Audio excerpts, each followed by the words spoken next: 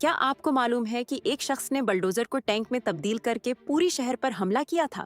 2003 میں مارون ہیمائر کو کولوراڈو کے گرانبی شہر میں زمین کے تنازع میں شکست ہوئی، لیکن اس نے ہار نہیں مانی۔ 1 سال تک خفیہ طور پر اپنے بلڈوزر کو موت کی مشین میں تبدیل کرتا رہا۔ اس نے اسٹیل اور کنکریٹ کا موٹا بکتر لگایا، بندوق کے لیے سوراخ بنائے اور کیمرے نصب کیے۔ 4 جون 2004 کو وہ اپنے کل ڈوزر کے ساتھ نکلا۔ پولیس کی گولیاں اور بم بھی اسے نہیں روک سکے۔ 2 گھنٹے تک اس نے 13 عمارتیں تباہ کی جو اس کے دشمنوں کی تھیں۔ شہر میں دہشت پھیل گئی۔ آخر میں جب اس کی مشین پھنس گئی تو اس نے خود کو گولی مار لی۔ یہ امریکی تاریخ کا سب سے بڑا میکانیکی انتقام تھا۔